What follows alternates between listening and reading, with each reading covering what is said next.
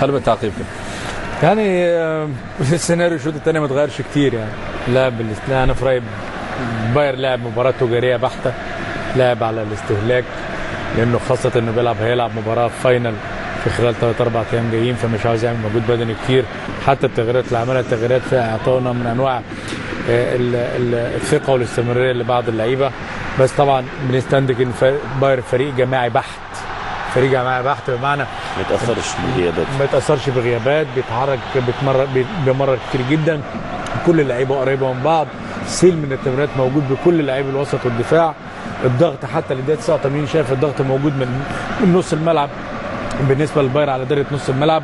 حتى نوير كمان في دور الليبرو دور اكثر من رائع، فمعناه ان الكمال لوحده فريق كامل جدا، فريق عنده نسب استحواذ عاليه، عنده دفاع لعب جماعي عالي، عنده اطراف ملعب موجوده عن 18 بالنسبه للفرقه الثانيه، تحركات اللامركزيه بالنسبه لخط الهجوم بالكامل، وسط ملعب بيضغط ضغط عالي جدا، طريقه اللعب بتتغير من ان لاخر حسب مجريات اللقاء. كل دي انا في رايي دي شغل وامور جاده جدا من جوارديولا.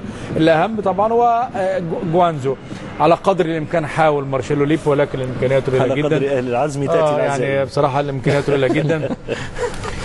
فرق كبير ما بين امكانيات بايرن ميونخ كفرقه بتلعب على دوري ابطال اوروبا، فرق كبير ما بين جوانزو. مارشيلو ليب بيحاول يطبق الطريقه الايطاليه بتاعت الكاتيناتشو واللعب على التنظيم الدفاعي، ولكن طبعا مع كميه المهاره اللي موجوده والكثافه اللي موجوده، يعني بنتكلم على 1 2 3 4 5 6 7 لعيبه، 8 لعيبه من الباير موجودين في الثلث الاخير، حتى مع 10 لعيبه، ولكن مهاريا فريق عالي جدا، بيعرف يجيب جول، بيعرف يستفيد من اخطاء الخصم، بيعرف يفك الكثافه العاديه بتاعه الدفاع من الشغل الذهني اللي بيعمله. عمليه الارهاق الذهني بكثره التمرير تتعب اي حد. لو واحد قاعد جنبي عمال يعمل لي فيديو كده خلاص انا اتعب ذهنيا، وده اللي حصل مع فرقه جوانزو تحديدا مع البايرن ميونخ.